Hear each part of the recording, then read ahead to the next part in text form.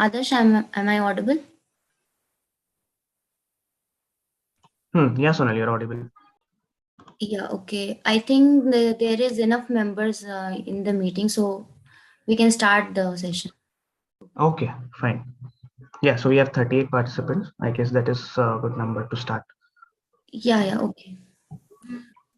So yeah, once again, good evening to all of you. As you all know that today is the first session of week 8.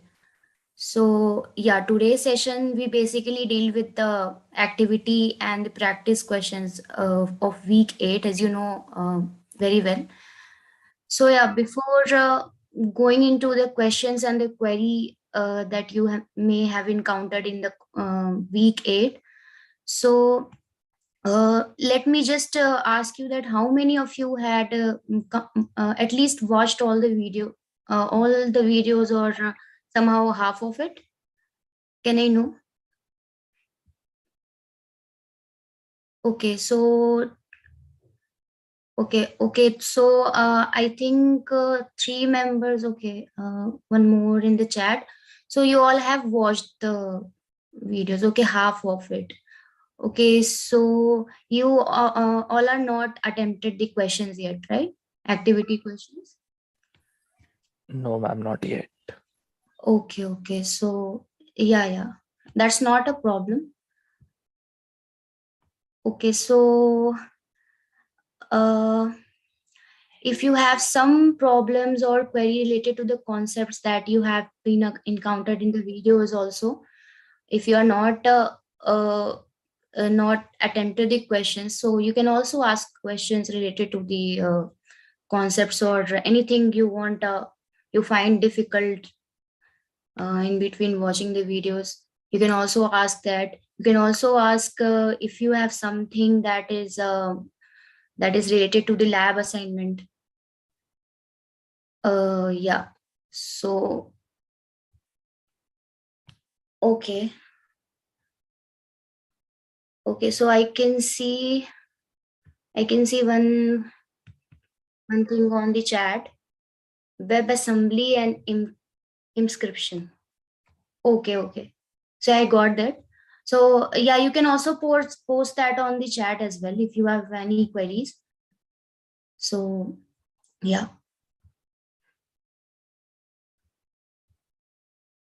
I'll wait for 1 or 2 minutes and then we can start solving the queries that uh, I find on the chat, as well as you can also unmute yourself and then ask.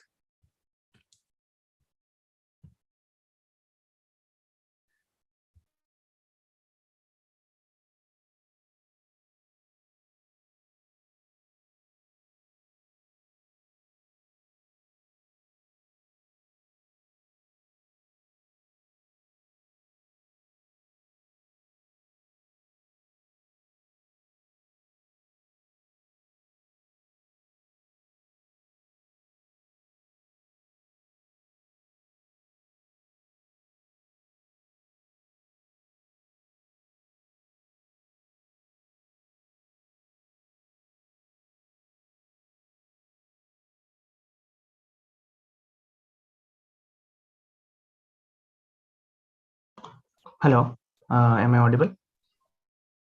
Yeah, Adarsh. Yes, sir. Okay, so all right. Okay, so many of you have not attempted questions, activity questions, and practice questions. Well, that is okay, but yes, we wanted to know if there are any doubts regarding the concepts or the theoretical part of the week. Okay, so finished. Have you all finished with the entire part? So there are like 5 to 6, if I'm not wrong, 5 parts to the video content, and then there are screencasts. So all right, yeah. So WebAssembly and mscript, okay, it's not a very deep concept that we need to look at. Anything before that?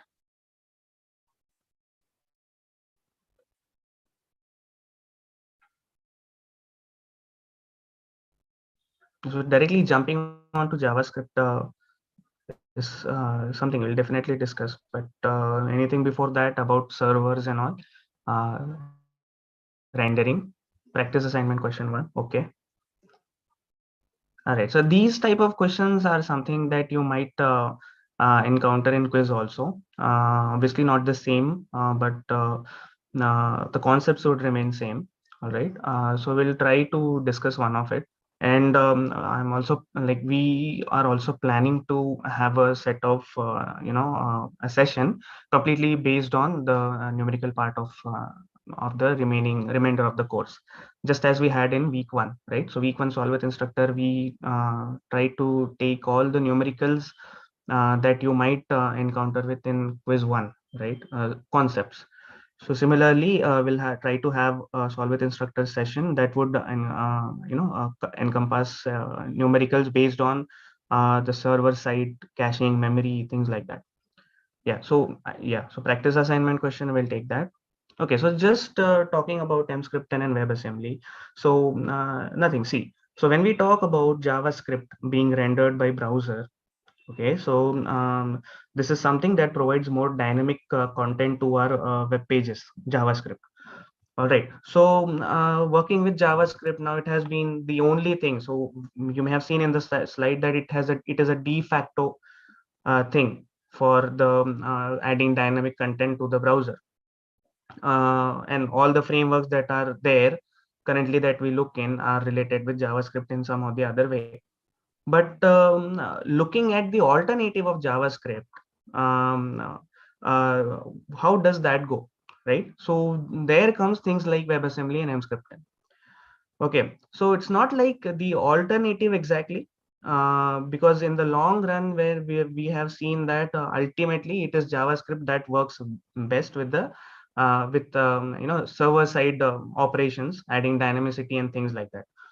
Okay, so so talking about WebAssembly is nothing but a set of rules. Okay, so if you said that did not understand what binary executable is and how it is implemented in browser context using WebAssembly, right? So WebAssembly, what it does is it simply converts. So we talk about languages like C and C++. So what happens? Who runs them? Who understands the codes that is written in C++? That is the compiler of that, right? And in case of web browser, the JavaScript is read and understood by the browser. Okay, and only JavaScript does that, or the web browsers are capable of only understanding JavaScript. But if a person is not really okay with JavaScript, but has a good hand on C and C++, things like that, so how would he be able to relate to or write code that will come into picture and work with the browser? So what we are trying to do is trying to make a bridge between JavaScript and languages that are similar to JavaScript, right? So if you may have seen JavaScript at a very basic level, you will see that, okay, there is some functions, okay, then there are variables defined, then there is scope of these variables. Okay, so these things are very similar to other languages like C and C++. Okay, so if I'm very good at C++, okay, and I can write the same function that works with, or that does the same kind of job that a function would do in JavaScript, how will I translate my code from C++ to JavaScript? Okay, so this is where this bridge is done by mscript and WebAssembly. Okay, so I hope this part is clear. So I'm not going into details much, but just need to understand that when you look at alternative of JavaScript, this is your perspective, okay, that you want to go to an alternative of JavaScript. But browsers today do not want to do that. Then how would you bridge your understanding of other languages and then convert something into thing that is understandable by browsers, which is JavaScript? So the conversion of this is done by WebAssembly and mscript. Okay. So if you may have seen in one of the slides, if I go through the slides, I'm not presenting currently. Okay, so WebAssembly or WASM is a binary instruction format, right? So it is a binary instruction format. What would that be? It's target stack based virtual machine similar to Java, right? So what I mentioned is if you're good with Java, if you're good with C, if you're good with C++, you might want to write the same function and same code in your comfortable language. Okay, but the browser understands only JavaScript. How would you convert your C or C++ into something which is JavaScript? So WebAssembly does that. It converts your C++ into a binary set of instruction which can be read and translated into JavaScript. Okay, similarly, mscripten. So it is a compiler framework, right? It is a compiler framework. Same thing. It compiles C or C++ into WebAssembly, which are nothing but binary instruction format, okay, which is understandable by the browsers in the form of JavaScript, right? So one and the same thing. I'm trying to revolve around same thing and saying the same. I hope this part is clear, right? And how does WebAssembly relate to or work with JavaScript? All right. So Yeah, I've hello. in yeah Yeah, just yeah I want Sonal. to add one point over here. Yeah, go ahead. So yeah. So see, if I talk about WSM or WebAssembly, so one of the main trade-off of JavaScript is just that is dynamically typed, right? So in some of the places where there is a very much interpretation of CPU heavy features, like some of the interactive design that we would see on the websites. So on that place, JavaScript will definitely struggle, right? Because that is dynamically typed, and some of the thing is that we have to we if we talk about the JavaScript engine, so we have to firstly parse, compile, optimize, and then execute. This all things happen at the runtime. Okay, so yeah, some of the things such as if I so in contrast with the JavaScript, WebAssembly, which is a low level assembly language, so it is basically which developed by the W3 consortium. So it is providing a way to providing a way to code very fast. Okay, very fast. uh, and it is generally designed to run through the browsers itself. Okay, so the binary that are that binary, if you know about the binary, they are the thing that are compiled ahead of time and don't have to overhead of the runtime interpreter. As if we compare to the JavaScript, which is just the just doing with all the things at the runtime. So it will never be suited to the things for processor heavy tasks, right? So that's why at some places we are using WASM in place of JavaScript for CPU heavy features. If we want some designs, interactive designs in our application or website, so we are using WASM. And WebAssembly language is designed to run along JavaScript also. So yeah, if you talk about the WebAssembly JavaScript APIs, so you can easily load the WASM modules in your JavaScript app, and you can take advantage of the Wasm performance and speed, that CPU heavy features that I am talking about. So yeah, this is also one of the point, apart from what Adarsh sir says. So this is also one of the point. Okay, thank you. Yeah. Okay. So giving you a brief info about what dynamically typed languages are. See, what happens is now this is something that you may have by yourself observed. So Python is a dynamically typed language, right? Why is so? Because when you make use of any ID, okay, any interactive ID it may be, right? VS Code, even Replit. What happens is whenever you declare a variable, okay, declare a variable and then equate it with something, you don't have to specify the type of that variable, right? So if I'm writing it a string, naming it a name and then writing my name in the string, the language or the compiler will itself understand that okay, it is a string. Okay, and you don't have to work a lot. You don't have to mention that you're writing string and then your name.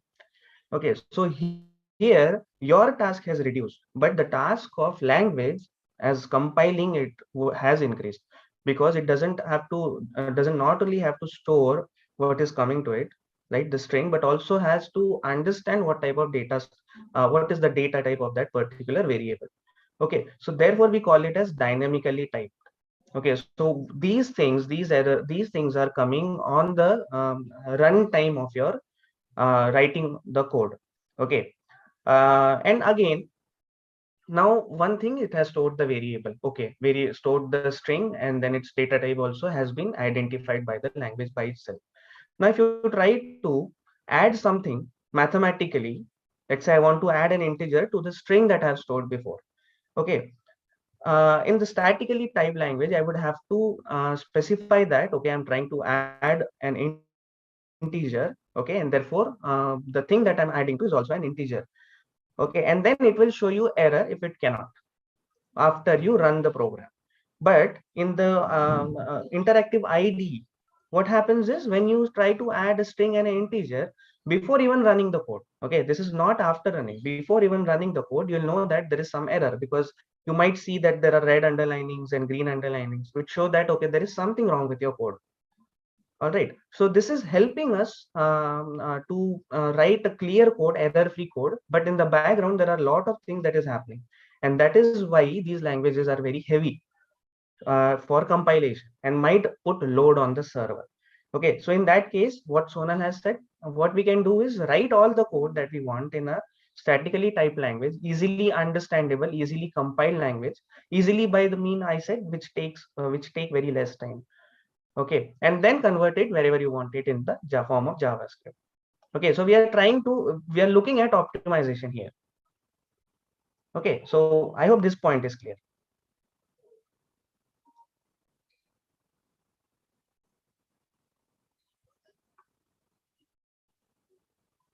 Okay, moving on. All right, so there was one question about the practice assignment question one, right? So yeah, so these questions are based on, so this is again, you can call it as a build up of what we have seen in the numericals of week one, right? So we talked about network bandwidth and things like that. But now, as I said, that as we move ahead, as we, get our knowledge more deep into web development, we will see that not only bandwidth, but there are various other factors that contribute in finally getting the time or the performance of your server. Okay, so initially our questions or our numericals or the data that we gave revolved around the concepts of bandwidth.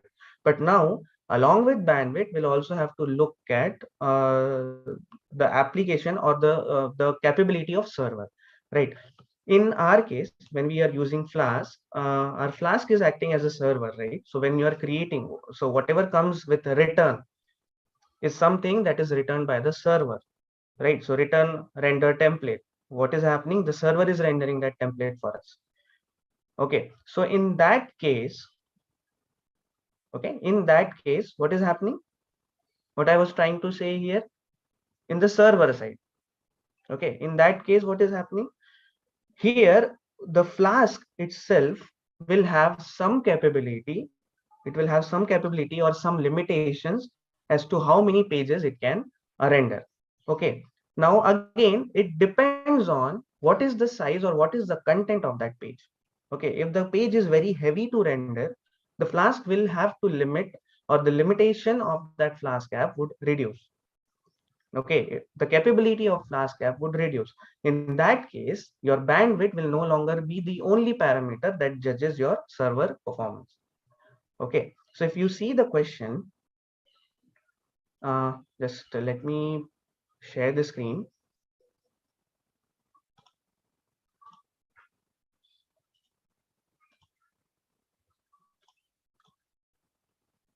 Just let me open that question first.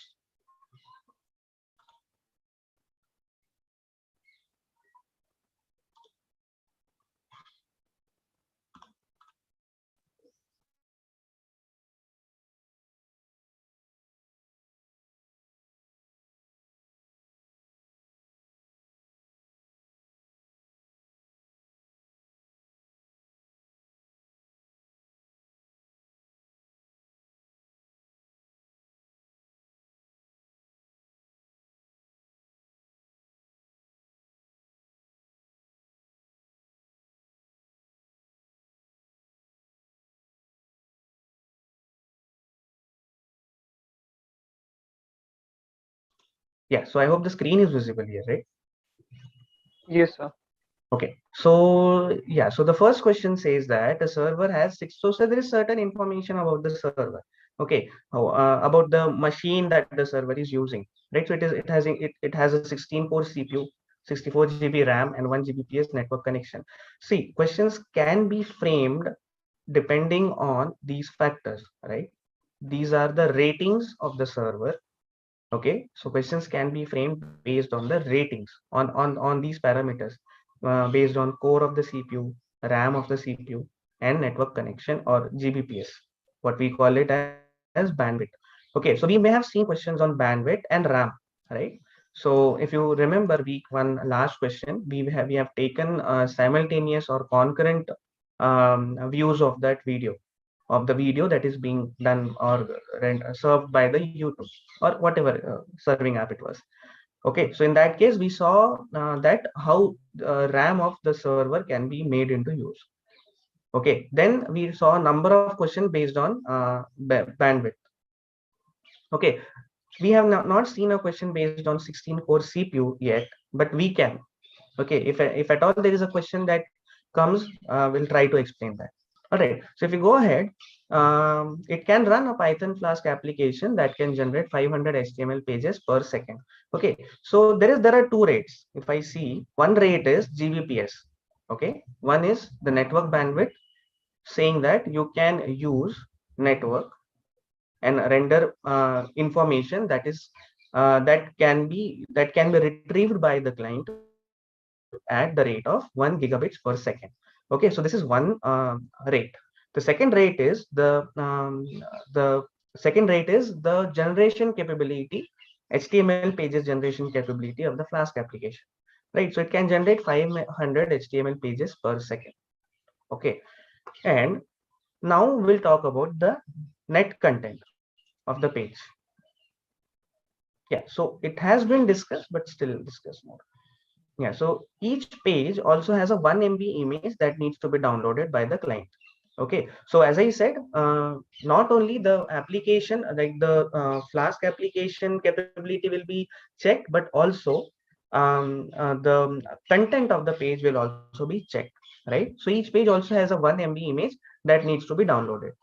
Okay, so it doesn't matter what is the content here, because my Flask application can create 500 HTML pages, and there is no specific a condition given on the Flask application as to how many pages it will render, if this is the page, if that is the page. That is not given. Only one information about each page also has a 1 MB image is given. Okay, so this gives me an idea of that if I try to render a page, every time, let's say I have two pages, consider I have two pages. So the size of those two pages would be 2 MB, because it is having a 1 MB image.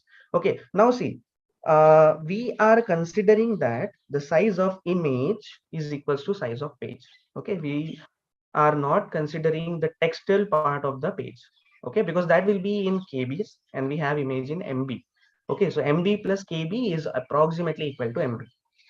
Okay, you got this thing, right? So you so a question that okay, there will be other content on the page also is definitely a right question, that there will be apart from image there will be certain other content, but the size of that content will be negligible as compared to the image. That is what the idea is. Okay, so here we'll have to consider that the size of each page is 1 MB, that is equal to size of the image. All right, so with the bandwidth I need to first calculate how many such pages can be generated with this bandwidth.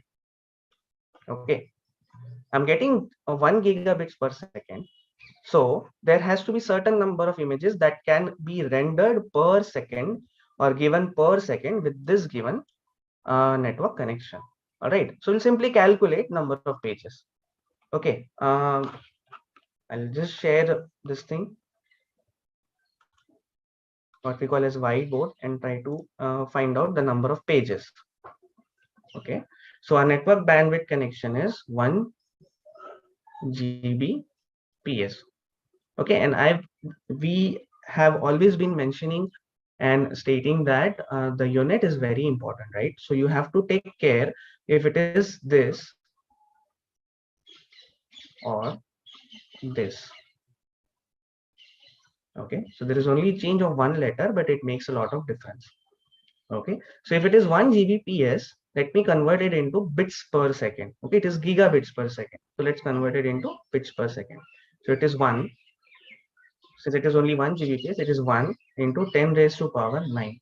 Okay, so it is 10 raised to power 9 bits per second. And we also know that one byte. Now, why am I so bothered about this byte? Because I have a data that is in MBs, right? Megabyte. So if you note that, it is capital B. Okay, other way around, what you can do is you convert this megabytes to megabits. Very one and the same thing. Okay, so we'll try with this. Okay, so it is 1 into 10 raised to power 9 bits per second. And this 1 MB image, 1 megabyte image, when I convert it into bits, it will be 8 megabits. Okay, and again, if I convert it into only bits, it will be 8 into 10 raised to power 6 bits. Okay, so to find out number, I'll simply divide the size of each image with the total bandwidth. So it is 6 bits. Okay, so if you see this, we'll talk about numbers later, but if you see this, you'll cancel bits also. So whatever comes in is the number of images that can be rendered per second. Okay, so this is the thing. And if I solve this, I'll get 125, I guess. Okay, so it is, let us solve this. It is 1 by 8 is, I guess, 1.125 into 10 raised to power 3. So 125. Okay. Now I need to compare about two things. One is the capability of Flask application. My Flask application can render 500 HTML pages. 500 HTML pages, considering 1 megabyte page, each page. So I can say that 500 of those pages, individual pages, can be created per second by my Flask application. Is capable of only serving 125 pages. So these pages will be generated at the server. Okay, it is server, and this is my machine client. Okay, so these 500 pages will be per second generated by the server, but because of the constraints the network bandwidth is providing me, I can serve only 125 of those per second. Okay, so at the end, as the end result, how many will I get here? Only 125, not 500. You're talking about per second. All right, so anything that is not clear in this part?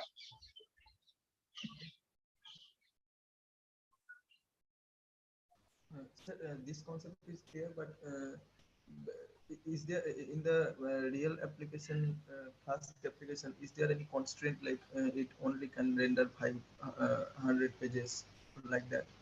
Yeah, there is, definitely there is. Okay, is it Okay, like the not official? not yeah. So sorry, go ahead. What factor determines the upper limit in the Flask application? See, there can be many. Why? Because see, when talking about Flask, here we have not mentioned how is it retrieving information. Okay, so there can be factors like, so if this page is having that image, okay, I need to make sure, or I need to know where that image is coming from. Is it coming on from the another sources in the server? Is it coming on from the database? Okay, so all those factors will contribute. If it is coming from database, it will have to first search to the database, retrieve that page, right, and then get it into load it from the at that particular URL. All right, if it is coming from other server, okay, so if this is my base route, but if I'm taking the image from any other server, there will be URL to that image. Okay, even in HTML file, what do we do? we provide the URL of that image, or we provide the actual image if it is in the local folder. But we are talking about server here, right? So in the case of server, it will be either taken from, it will be stored somewhere in the server, it will be stored in the database. So all those factors. So how easily you can retrieve data from the database, what time it will take, that will somewhere find somewhere contribute in finding out this rate. Okay. Okay, okay. There will be more things like if I say, okay, so let's say my image, there are two images in my file. Okay, so we have said that there is only one image, but consider a case where I have two images. Okay, so here, if this image is coming from a different part of the server and this image is coming from any other part of the server, the distance between the, so this is my database, right? You may have seen one of the questions that the database is somewhere farther than the actual server. So this is my database. Okay, so this distance and this distance, this connection will also contribute in the rate at which the pages are generated by the Flask. So there are numerous factors. There are some that even I don't know. Yes, yes, sir. So got it. Yeah, so there are so many factors. So considering all those factors, which we can, some of those we can name, some of those we can't, we say that, okay, let us consider this is the rate. Okay, now now what happens is the final output what the client is seeing will depend on what is better. Okay, because anyways, if you have to consider two things. Okay, if data is coming from two places, you will have, even so, if this is this, if you consider this part, if data is coming from this part and this part, even there the data has come from this part and it is sitting here, you will have to wait till the data comes from here. Okay, then and then only you can render the complete page. Okay, then this is where we talk about server side rendering. This is server side rendering.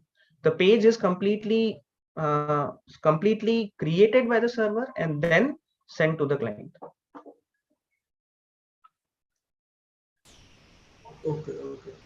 And sir, I have one very like basic question. Mhm. Uh, that Flask is a web framework, right? Okay, yeah. So what is exactly a web framework? If Flask is used in backend, we can create just simple server using the curl that command dot in the like with one. So why we need Flask? Like why we need framework? And what a No, framework does? it is a Python framework. If you want to write your web application in Python, Flask will relate this Python to web, to web. It will relate your code or your control, your logic, business logic with the web. Okay, so for this connection, you need a framework. Okay, and then, sir, other than Flask, what can we use? Like, if we do not want to write the code in Python, so like, what can we do? I mean, the concept is not You clear can to. use, you don't want to write code in Python. See, there are things like Flask and Django are Python frameworks. Okay, these are frameworks of Python itself. But then if you still want to write your complete web application using without using Python, you can use PHP. Okay, and there are other things also. So PHP is something that is completely web based. You have to, if you want to create, you talk about web application, first thing that comes in mind is PHP. Now Python has taken over everything. Now it has its roots in each and every field. You talk about data science, there is Python. Talk about machine learning, there is Python. GUI development, there is Python. So things like that, everything individually by themselves had frameworks and languages that you need to work on. But Python just provides a platform where you don't have to, so now if you don't have to go to other things, and everything will be done under one shelter. That is the idea. Okay, so framework is like so it converts the Python code to web-based some code. Yeah. So these these decorators, right? App.route, what are they doing internally? They're converting your string within here and mapping them to your function. Okay, so your function is simple Python. Okay, simple logic, taking it from form, things like that, returning something. But how would you get that functionality when you hit this URL only? That internal function is done by the framework. Okay, sir, got it. Actually, I wanted to understand what is the role of class. Yeah, so at superficial level you can understand, but if you want to really go into deep, uh, you will have to spend a lot of time. See, because when we talk about workzuk framework, right? So these are all things that provide a relation or mapping with the web, that your code with the web. Okay, so And all these, huh, the actual language of web is that PHP or something else. there are many. We cannot say that it is the actual language. Okay. Initially it was developed, all the web application was developed in PHP. I guess Facebook is even developed on PHP. Okay, so Okay. Python was not extensive from the day one, right? It got improved by day. So it tried to put it or get into other frameworks. So if I want to talk about GUI development, we had to go through very basic, probably by C, C++. But then when the Python comes in, we'll have framework that links Python and provides certain methods where we can do same functionality with the help of Python. Why is that? Because we are more familiar to Python. It's like Okay. So converting a statistical, sorry, yeah, go ahead. yes, sir, you continue, please. Yeah, go ahead. I'm asking that so a framework is to like it no need to write line by line code like in details, right? Yeah, kind of. It makes See, it easier. yeah. See, so what happens is, so when you talk, when you'll go ahead, just we have introduced JavaScript, right? So JavaScript is a very basic language which web browsers understand. Okay, but for even creating a very simple functionality or dynamicity into your application, let's say I just want to give a prompt, you might see that the code of JavaScript is quite long. Okay, you'll see it later. Okay, so even for giving a simple prompt for validation and things like that, you'll see that the code for JavaScript is quite long. Okay, so uh, if you go with basic JavaScript from the scratch, you might get very less functionality, but will need to write a lot of code. Okay, what is alternative? The alternative is have someone else written all those functionality at one somewhere else, and I just import it and use it. Okay, Yes, got it, so sir. this Got is it. where frameworks come into picture. So if you see, even in the name it suggests, right, framework. So it provides you the framework. Okay, your exact logic you need to employ. You need to write your exact logic, but those basic things that you might anyway otherwise need a lot of time to write, that will be simplified with simply calling certain methods in JavaScript and things like that. Yes. Yes, it's clear now. Okay, yeah.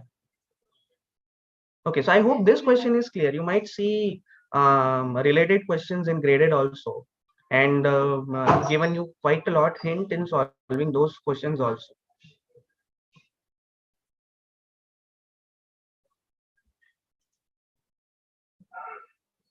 Okay, so I hope this is clear. Anything else?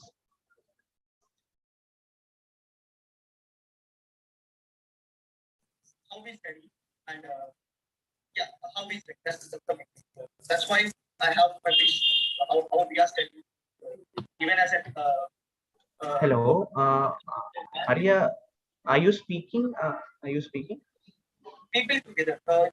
So is your voice breaking or is it only me? Yeah, I think his voice is breaking.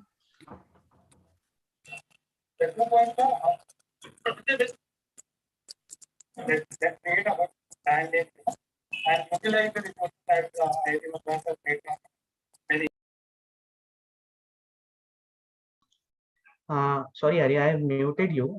If so, because your voice is not at all clear.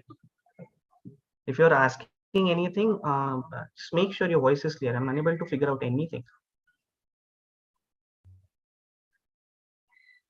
Okay, till the time he comes back, if there is anything.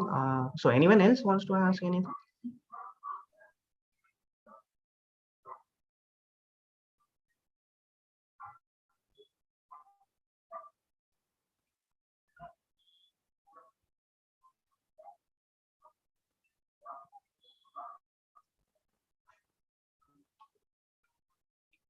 Hello, I'm audible, right?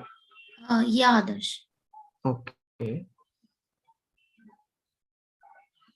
Okay, so yeah, you might have more doubts when you go through the complete lectures and start solving the activity questions. So might have to deal with more doubts when we come in the open session and the next session coming. Okay, can you all give me an idea as to what has been covered in the last Solve with Instructor session in week 6? So we did with something called RESTful APIs. We started with that, but up to what point?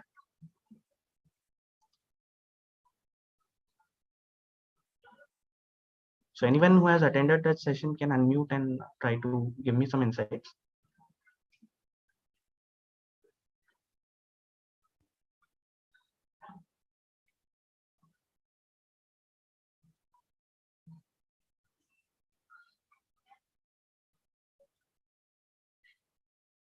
Okay, nobody.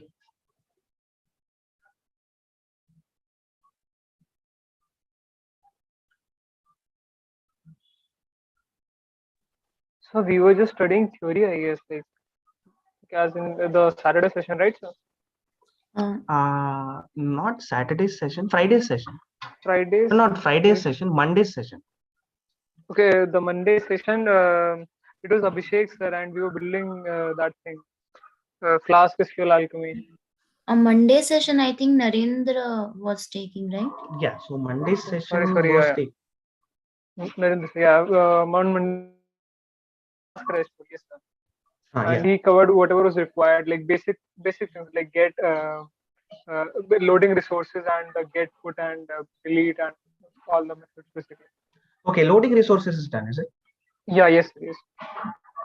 Okay, so how did you load resources?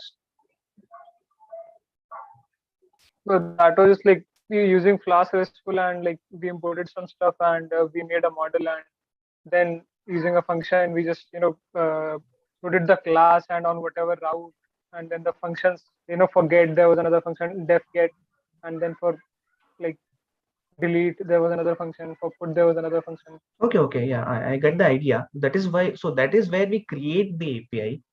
Mm-hmm. Okay, so creating the class and adding the resources is where you create API. Okay, and then there is way of so now you have created API, but there has to be a way where you use this API, right? Apart from I guess so. documentation. So what the Swagger UI provides, you can directly test there. But what if I wanted to use the API in my application? I guess that part is also done, as you are saying that how to load API. I'm not sure about that, I guess. Okay, no issues. I'll confirm that with Narendra. So yeah, so we'll see, because there may be some part that is left there which can be continued upon in the in the coming solve with instructor session. We'll see. Just wanted to have an idea. Okay, student number 1729. First session for me this month. Okay. This is not the first session of month, right? Okay. Half the month gone. All right. So you may have seen one solve with instructor session and one with the app. How was SQL Alchemy going? sessions taken by Abhishek sir? I think we finished that Yeah, with so that was Abhishek. that got finished by I guess the last one was Friday. Yes, sir, yes, sir. Oh, last one was okay. I don't remember the day, but yeah, like we built a lot of stuff. We integrated like a lot of features there. Hmm. Hmm. So basically, you started off with relationships, and then finally came up with the actual relationship that you wanted to use for that app. Yes, sir. Okay, so that is something different. What starts next is the Flask RESTful. Okay, and I hope the screencasts were very intuitive of Flask RESTful.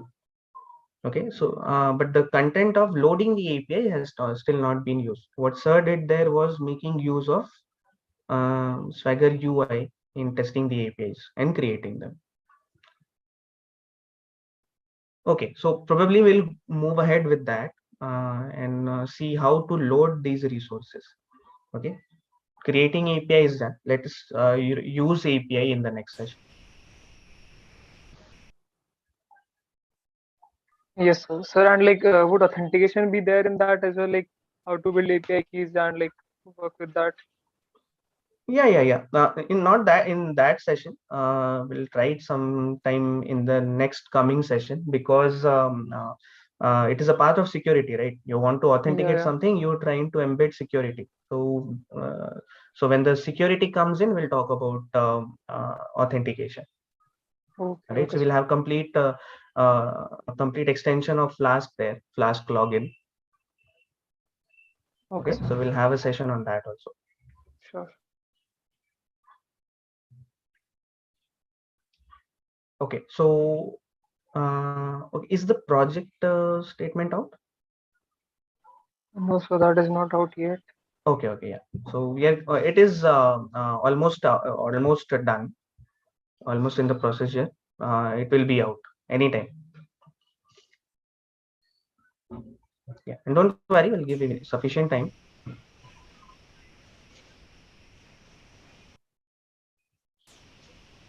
So the Okay, last date will not be the 18th March, right? last date will not be 18th March. For what? For the final project.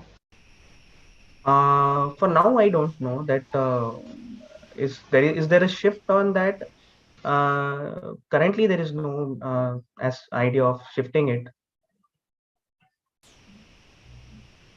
I mean, sufficient time does not mean we'll be postponing the last date. Okay, good. Sufficient So time in means the document, so in the yeah. So 18th March has been given as the last submission date, right? yes, sir. Yeah. So currently no change. Okay.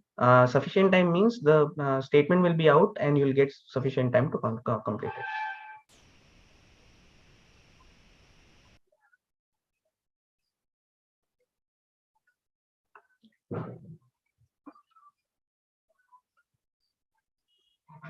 Okay. So what I would suggest is please go through the lectures and all once again and try to finish the activity questions. By the way, how many have you finished activity questions or started doing? Watching lectures is okay.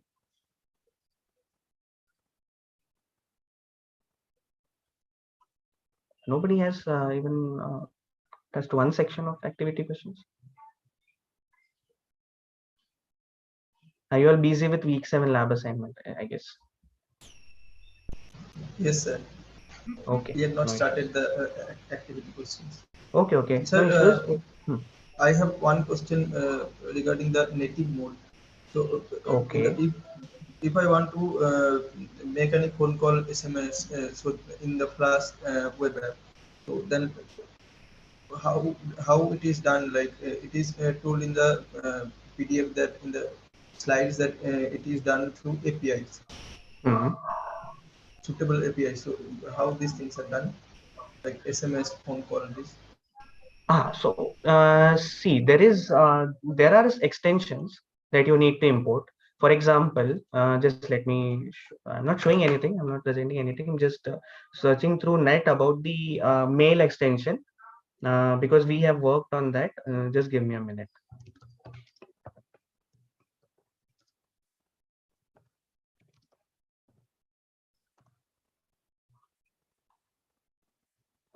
Yeah. So see, there is something called Flask mail. Okay, and then we call it as SMTP interface. Okay, so what happens is, just give me a minute.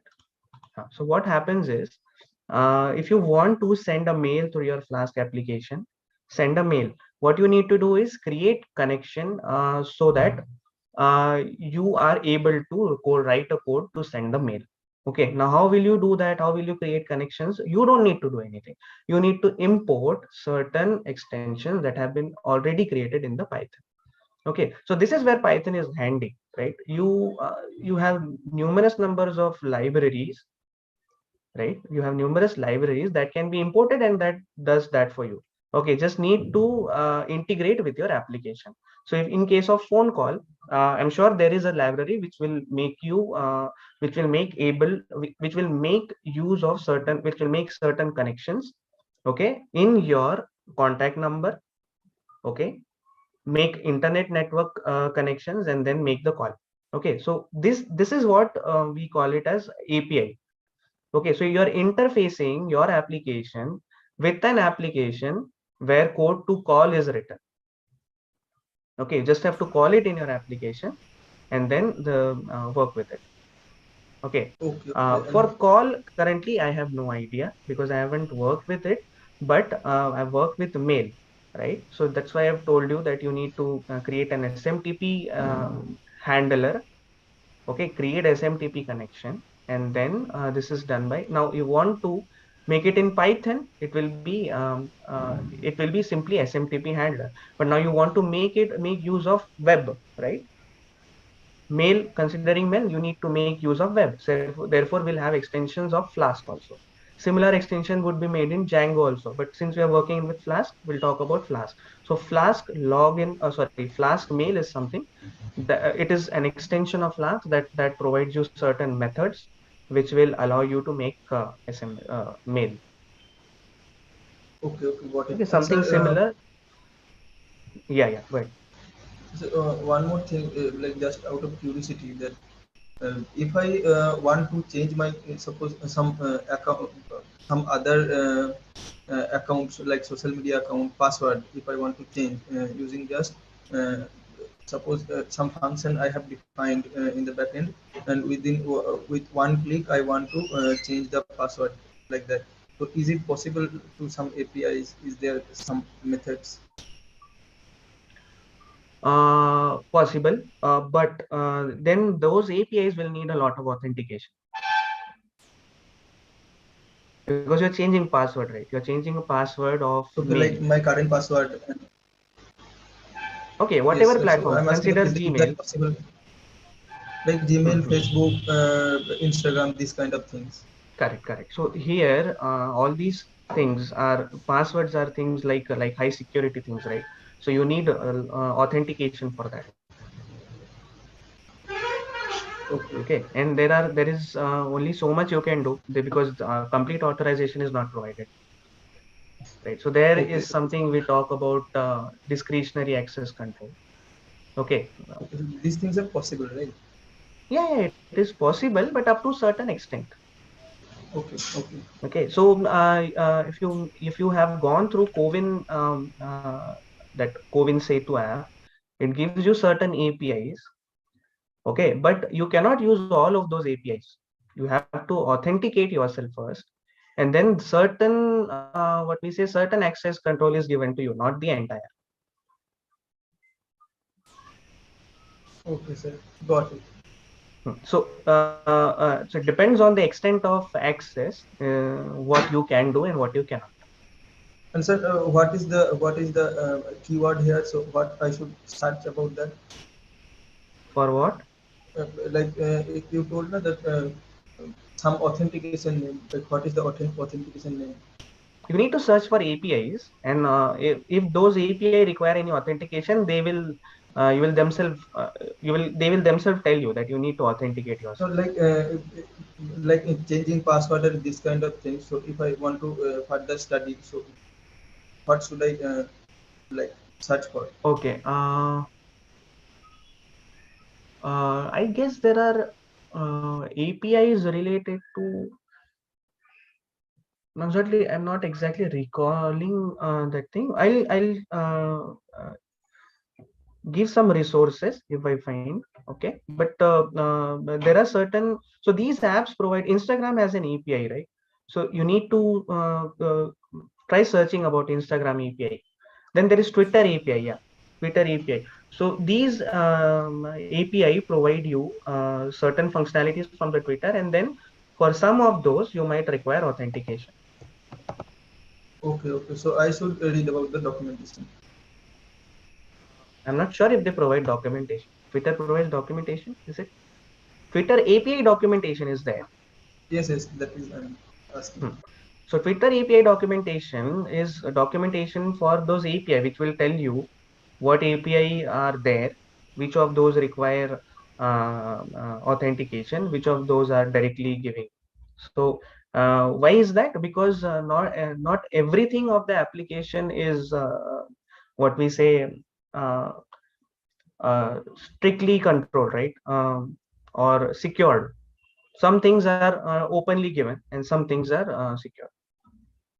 So authentications Okay. are required for some, and authentications are required for some, and for some they may not.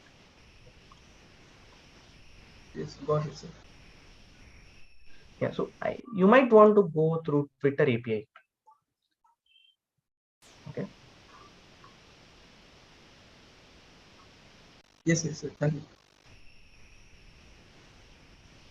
Okay.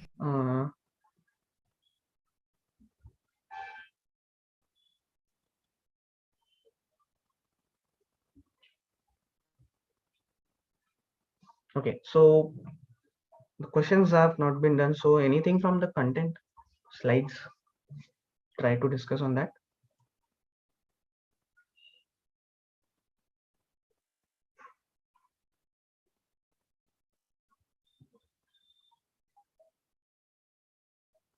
Okay. Ajax. All right. Okay, so we'll talk about Ajax a bit. So Ajax is something that is related to dynamically working with the web applications. Okay, dynamic working of web application. What happens is, for now, we have created HTML files, right? So whatever HTML files that we have created are static before introduction of Flask. Okay, so before introduction of Flask, they were static, and after introduction of Flask, they were dynamic, but server side rendered. Okay, they were rendered by the server. Okay, so what happened is, let's say we talk about weak file lab assignment. So what happened in weak file lab assignment? We created a user. Let's say we talk about a get request. Okay, so when we're talking about get request, I wanted to see the information of a student. Okay, that is what that was enrolled. So information of student was retrieved when I put the name of student. Okay, or the list whatever I was having in the view. Okay, the list of student was there. If I click on student, the information related to student would come up. Okay, so that information related to student will come up if I click, and what will happen in the background, all the courses that the student has enrolled to. Okay, the last name of student, roll number of that student would come up, would be retrieved from the database and would be shown to you in the front end. Okay, or to the view. Now the view that you were getting was shown to you once all the information that was there. Okay, all the things, all the jinja bracket, once they were filled, then only it was shown to you, rendered by the browser. Okay, what is Ajax doing?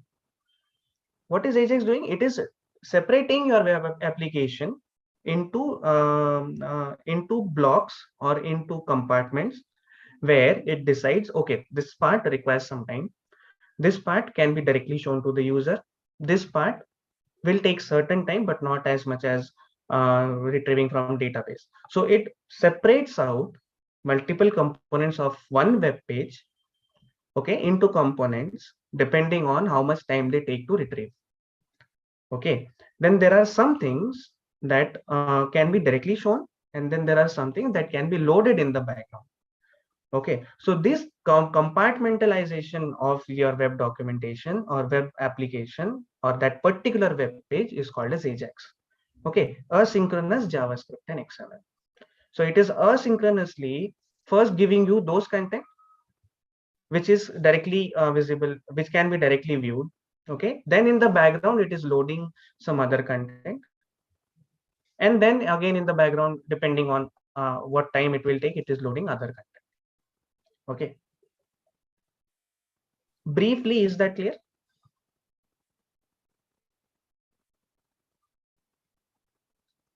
Okay, Shri Krishna. Yeah, Sonal, you Most, unmuted. You wanted to add something? Yeah, yeah. uh, Just Okay, just a minute. Yeah, Shri Krishna. Anything? everyone is asking something. yeah, I was just saying, so basically Ajax is working on client side, or is it working on the server side? See, it is asynchronous JavaScript. JavaScript runs on browser. Okay. Hmm. Okay. Yes, sir. So can you please explain once again that Ajax call? So nothing. See, what I said initially till now, we work with Flask application, right? So Flask application, I took the example of week 5 lab assignment. In week 5 lab assignment, when we tried to retrieve the information of student, everything that was there on the view on the screen that you saw about the student was retrieved from the database. Okay, now everything, each component of that information require more or less same time to get retrieved, because everything, once the record is retrieved, everything can be retrieved. Okay, so that information was rendered, all that information was processed at the server side. Your controller did that, right? So everything was done by the processor server, and then finally the HTML was sent with the help of render template. Okay, so that was dynamically creation, but rendered by server from the server side. What Ajax does is, some things are done on the client side. It is done on the client side, right? It is JavaScript running on the browser, but it is showing you things in compartments. What compartments? Now these compartments are based on the type of content. Okay, some content, for example, all that static part of the web page. Okay, let's say you have statically typed your name or site's name, website's name on the HTML. Why will the server, or why will the application wait for the information to come from server for the things like this static things to get rendered, right? So all these things can be directly rendered. So these compartments are made to separate out things based on their time of retrieval from the server. Okay, so if the data is retrieved from the database, that will take some time, uh, very less, but it will be definitely more than the static content of that HTML page. So all the static content will be loaded first. Okay, then things like retrieving from database and all those things will come later when they are received.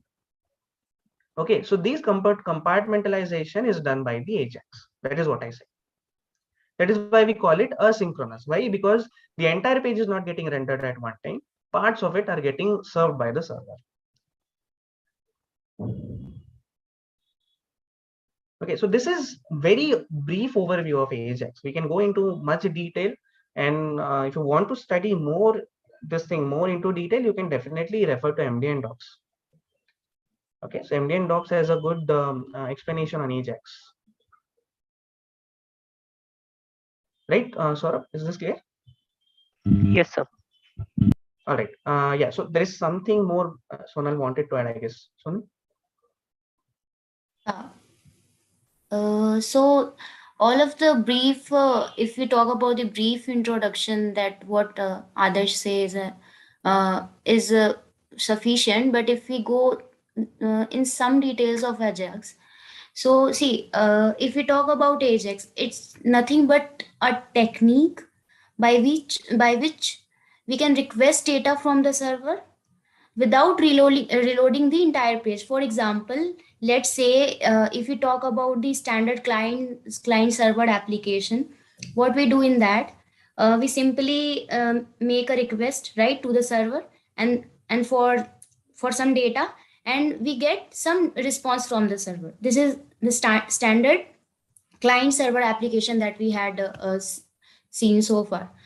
But what if we want, if we have a web page, and if we want to what we say, if we want to manipulate or update many parts of the web page at the same time. For example, let's say we have a web page, and as a client, I want to change or update many parts of a web page at the same time. I want many servers, right? For that, so that in place, Ajax comes into pictures. So as the from as the name suggests, Ajax, so we it call as asynchronous JavaScript and XML.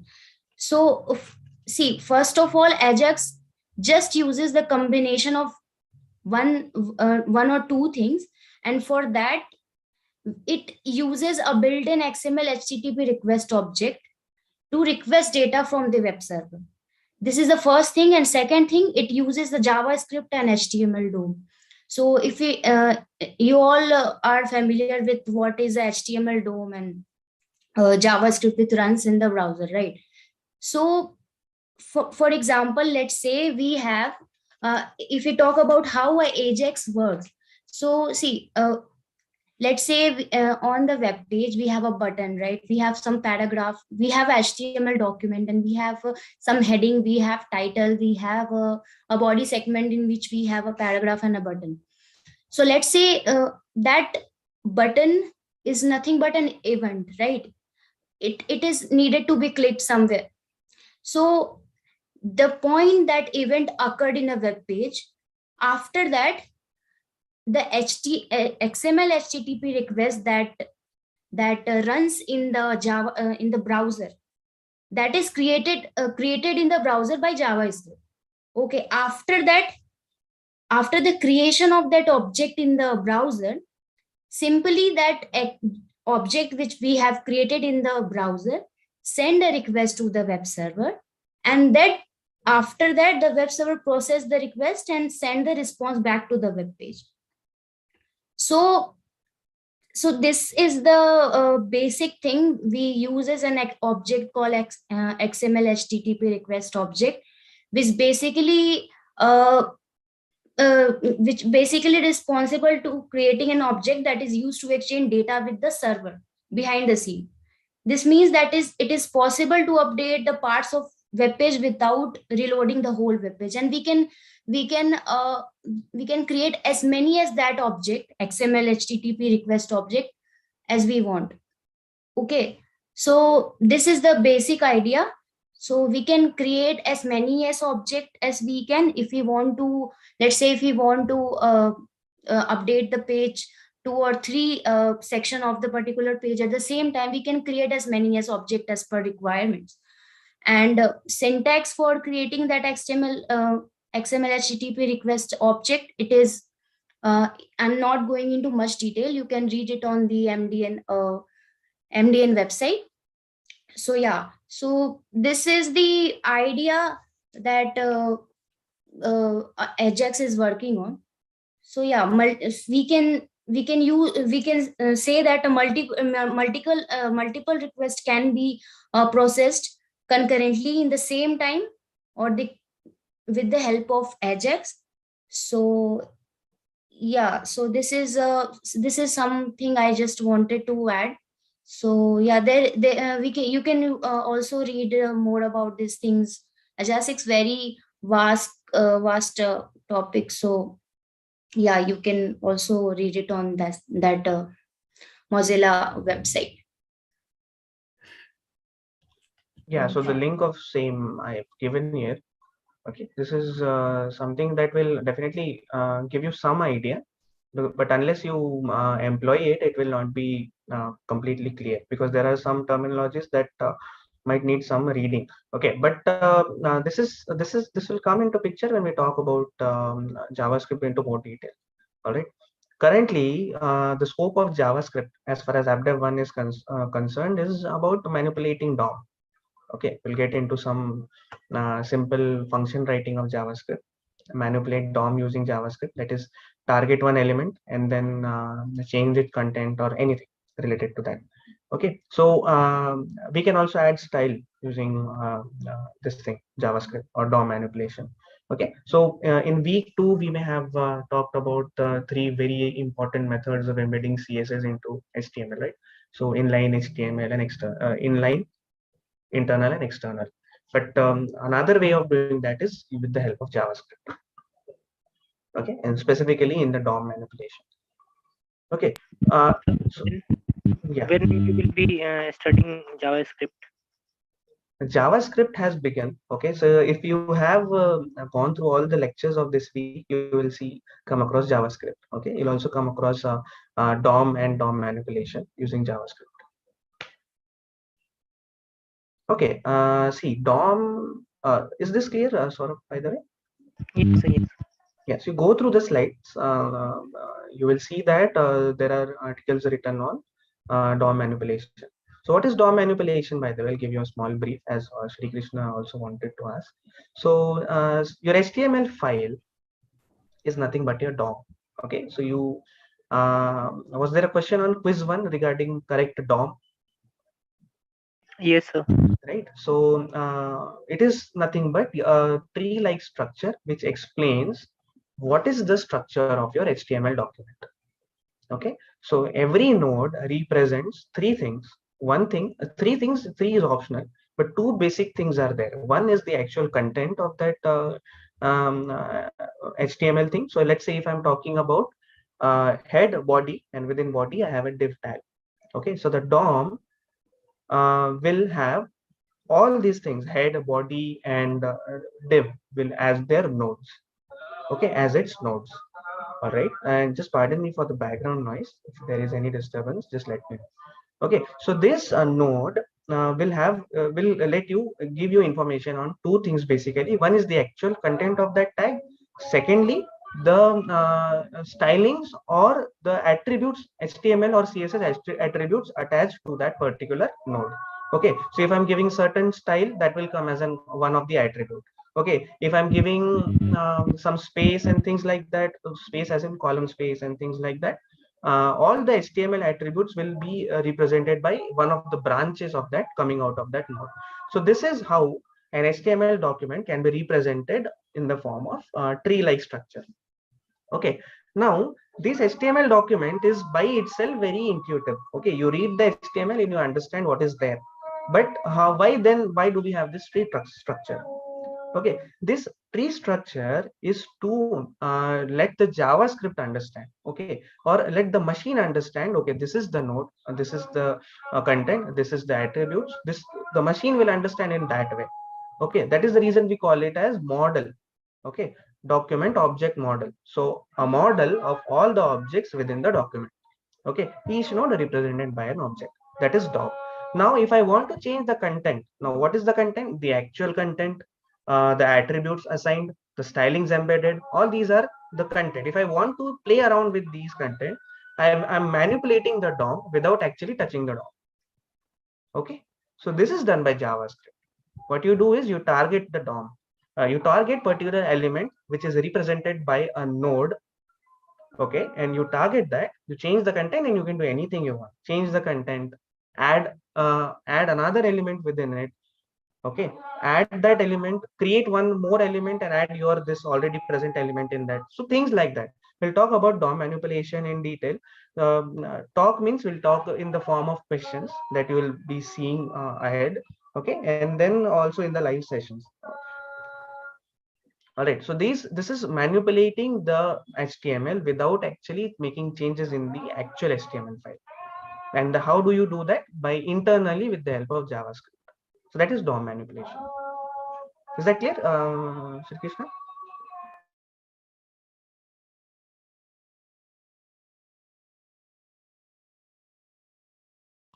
Okay, so again I'm giving you a brief. What is that? But you go to the slides, go to the lecture, and you understand, okay, how to target a particular element, how to change it, and things like that. Okay, so this is the beginning. This week, probably not probably, this week we begin JavaScript, but we will go into much detail of frameworks of JavaScript into in the second part of application development, that is AppDev 2. Here in AppDev 1, we will deal with DOM manipulation. Okay, that is one of the major parts that we will deal with, and some introduction about the frameworks of JavaScript. So we'll simply list out the frameworks and then their capabilities, what they can do. We'll not work with any particular framework. Complete front end and framework and things like what we can do with JavaScript will be a part of AppDev 2. Yeah. So because of background noise, I missed something. What did you say, that which component is represented by node and which component is represented by edge in DOM model? No. What I said is every element, right? So if you talk about a basic HTML file, I will have the document declaration, right? That it is a doc type HTML. Okay, then it will be embedded inside HTML. In HTML, I'll have HTML tag, right? So, in HTML, there will be two tags like head and body, and within body, in head we have title and things like that, and in body we have the actual content that is getting rendered on the browser, right? So each of this element can be represented as a node. Okay, each of these element. Why? Because they are like a square, right? If you go through, if I'm going through a road and I come up with a square, and I'll have three other options where I can switch. Okay, so this is that node. This is the square that provides you where you want to go. Whether you want to go to actual content of that element, okay, whether you want to go to the attributes assigned to that element, or whether you want to go to the stylings assigned to that element. Okay, so these are this is a model. Okay, model of what? Of the objects or the nodes or the elements that are there in the HTML document. And that is why we call it as document object model. Okay, now again, what I added to that, I said that um, the HTML file by itself is very intuitive. Okay, you read the HTML and you understand, okay, what is happening or what will happen in the front end if this thing gets rendered. Okay, but the JavaScript or the browser that wants to render this HTML file will understand it with the help of DOM. Okay, that is why the abstraction of your HTML file is required, and that abstraction is done with the help of DOM, which lets your browser and JavaScript understand what to target, when to target, and how to target. Okay, now what is target? When I'm saying target, what do I mean? It is when I want to change the content or make some changes or manipulate the content without changing the static file by like manually. Okay, so if you go through, just give me a minute, I'll go to the slide. I'm not presenting. Okay, so if you go through,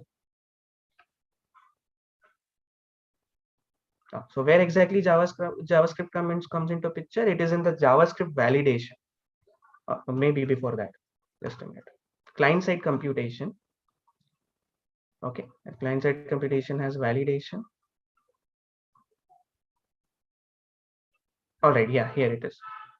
So it's asynchronous updates, right? So asynchronous updates is where you will find JavaScript. Okay, so it starts with DOM. Okay, and then there is example usage. So example usage gives you it is relating JavaScript with the HTML. So what we are trying to do, that we are trying to access the elements of HTML with the help of JavaScript. Okay, now by JavaScript by itself will not understand HTML. What it understand? It will understand DOM. That is why DOM is necessary. Okay, got it.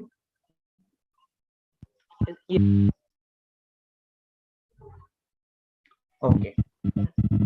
And sir, what all frameworks of JavaScript will we be studying in the MAD 2? See, MAD 2 is basically we'll talk about a lot of front end frameworks, right? So Vue.js is one of those front end frameworks of JavaScript.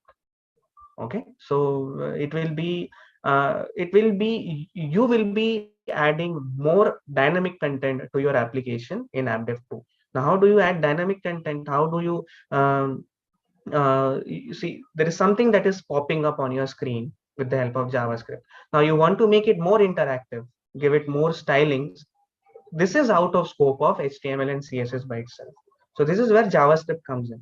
Now, if you want to do that manually, you will have to write. So as I was mentioning about frameworks, right, to Rakesh. So this, if you want to do that manually, you might end up writing infinitely long code to get a simple function, get the simple function in JavaScript. There is a way that comes into picture where you simply import the function and use it for your requirement. Okay, so Vue.js, note that Vue.js, I'll write it here. Just give me a minute. So it is a front-end framework of JavaScript.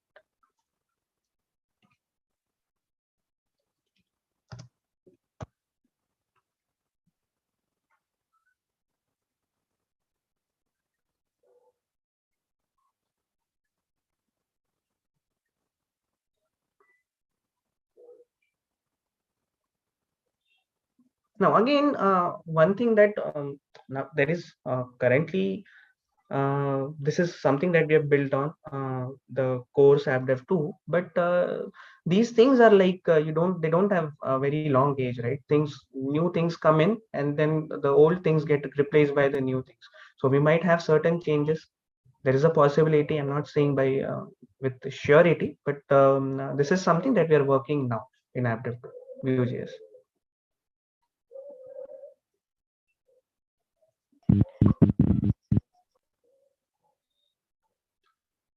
Okay, so that was about the basic information on JavaScript and what we are going to do in Appify.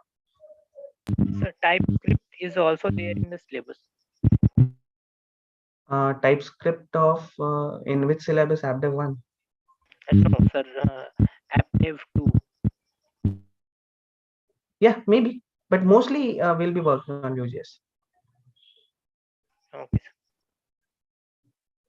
Yeah, see, it maybe there. See, we directly cannot jump onto Vue.js. We need to know that what are all frameworks are there, and what are the limitations of some, and why have we switched to Vue.js, selected that as a framework for the entire course. Same thing, why have we chosen web application where there were other platforms like GUI, okay, mobile applications and embedded applications? Why only web applications? So we need to know what are the limitations, and it's not only talking about limitations of other things, it is also talking about limitations of what we can do in the span of 3 months. Okay, so therefore we have come up with certain things.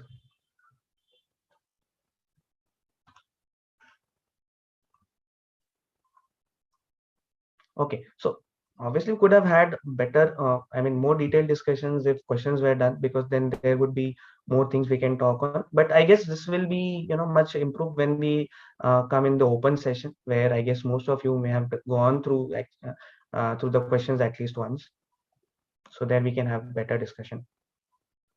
Okay, apart from that, anything else?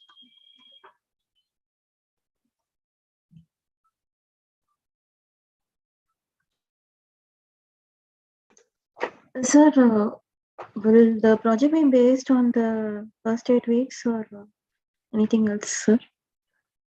The project will be based on all the 12 weeks. Okay. Okay, sir. Thank you. Yeah, all the 12 weeks. Just one small thing. See, the last week is week 11 and week 12. So week 11, we talk about something that is apart from HTML, right? So what all technologies we talk about, history of HTML, why HTML5, why are we using HTML5 here today, right? So directly we may have not jumped to HTML5, right? So there has to be certain what we say development throughout the span of this 30-40 years. Okay, so that is one thing.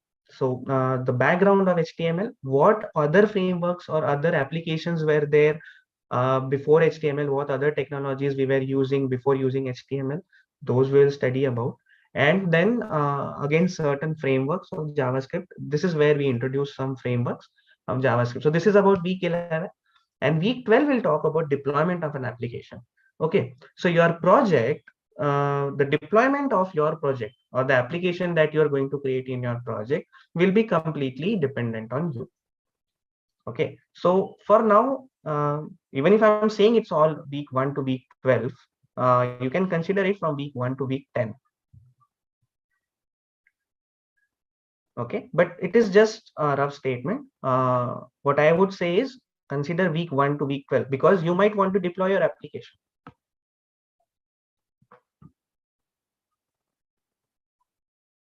Got it, right? Yes, sir. Thank you, sir. Thanks. Okay, okay, yeah.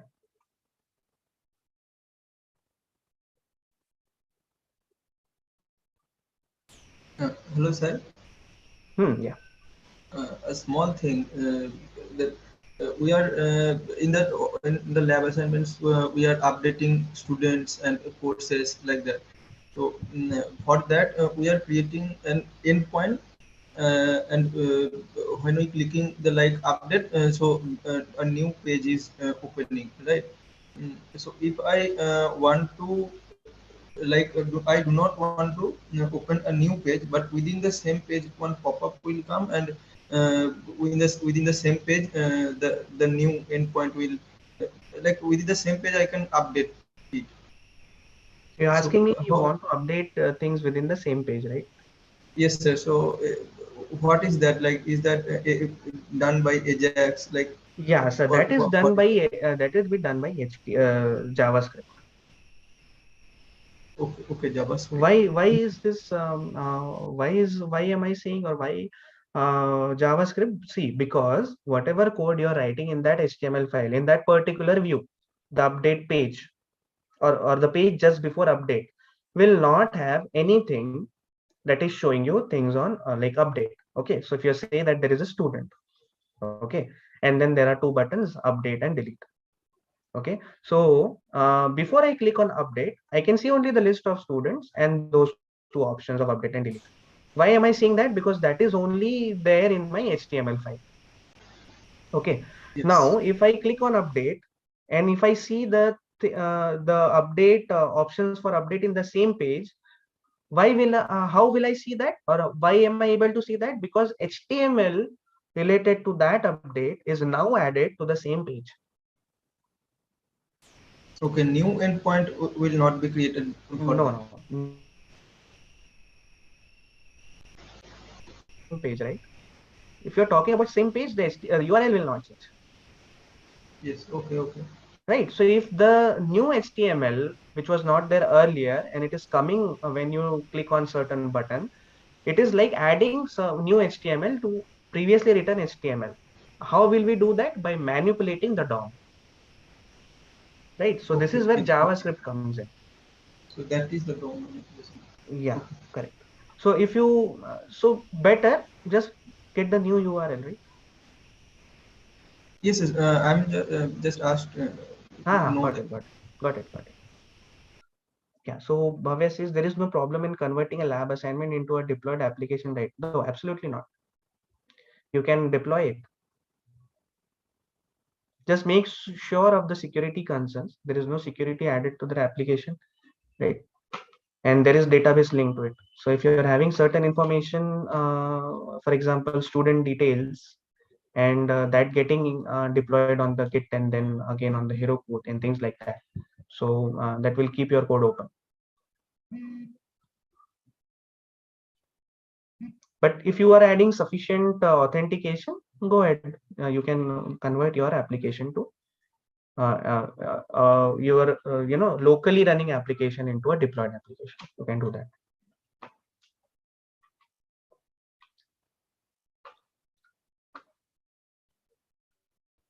Okay.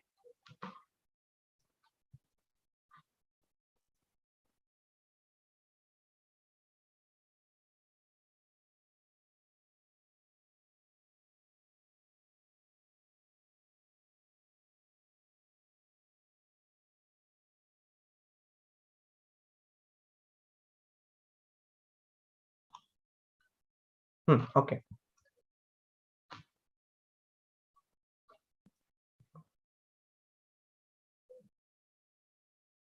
All right. Anything else?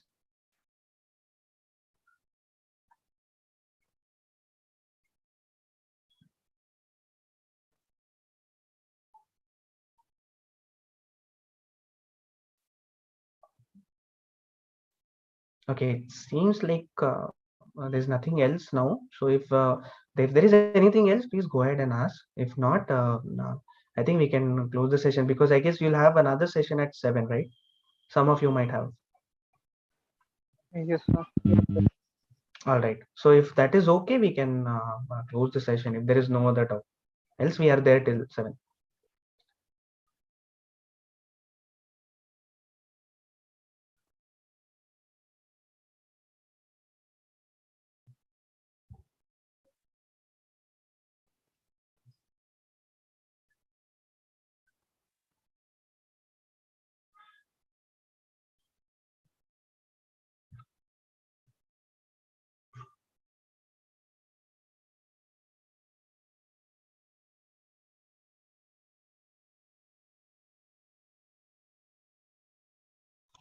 Okay.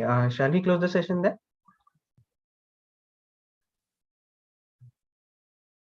Yeah, Adarsh, I think we can wind off. Okay. Okay. Good day, everyone. Thanks for joining. Thank you, everyone. Thank you, sir. Thank you, sir. Thank you, ma'am. Thank you, sir.